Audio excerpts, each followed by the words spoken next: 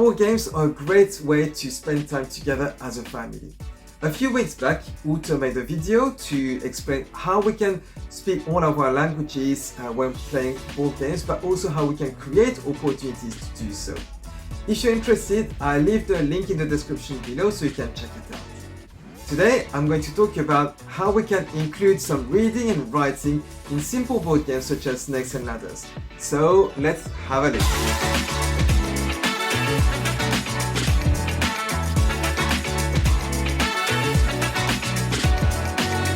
To play, you just need a board game and a piece of paper and a pen, or a mini whiteboard and a whiteboard pen.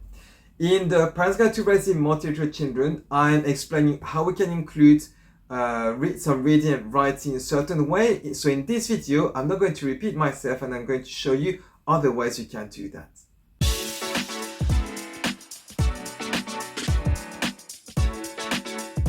In games, there are rules. So you can add as a rule that each player needs to read or write 1, 2, or 3 words before being allowed to throw the dice. I'll let you judge on the number according to the challenge you want to set, but please keep in mind the 20-80 ratio, so 20% of effort for 80% of fun.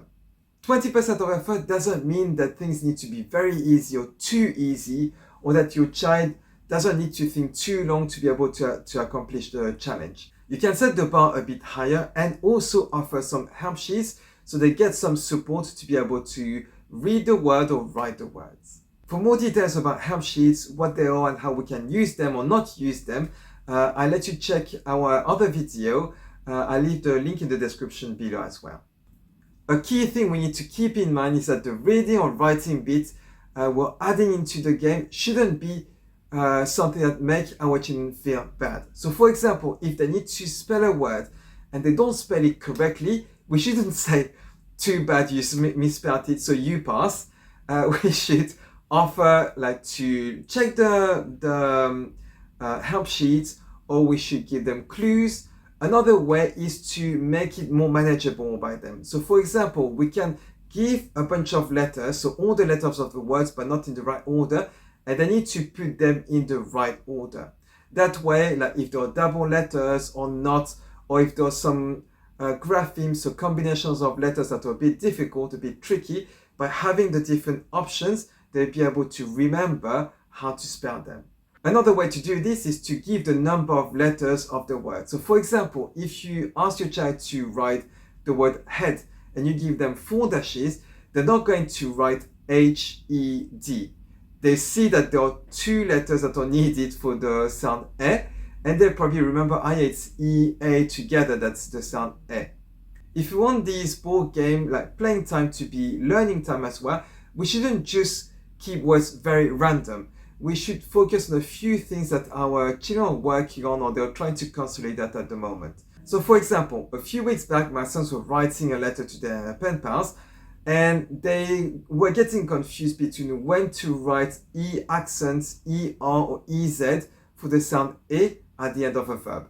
So at the time I explained it when we were writing the letter, but then I used it in a game so that they can complete the ending of the verb. And next to them, they had the help sheet to help them understand which one was the correct ending when they needed the help.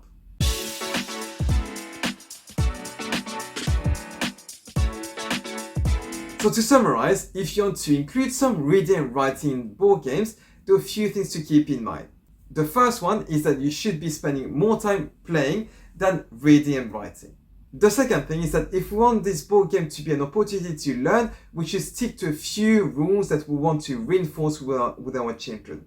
And I'm going to add here that these small additions of reading and writing should only be with games that have very simple rules, so it doesn't become too complex. The last thing I would like to mention is that if we want to be part of the game and we're going to be reading and writing before throwing dice, we can do it in 2 ways. Either, like in my case, my sons are better at reading and writing Korean. So although they have to read and write in French, I write and read in Korean before throwing the dice. The other possibility, if you're reading and writing much better in all your common languages, is that you make some mistakes. So when you write, your children need to spot if you're making a mistake or not.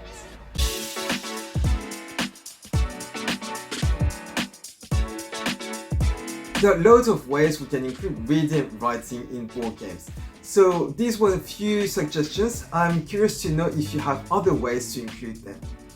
I hope you like this little activity to practice reading and writing in a fun way. And if you're looking for more ways to help you foster languages in a fun way, subscribe to our channel and check out our books, The Parent's Guide to Raising Multi-literate Children and the Toolbox for Multilingual Families. As always, if you enjoyed this video, please like it and share it around with other families. I'll see you next time, and until then, keep playing, learning and having fun with all your languages. Bye!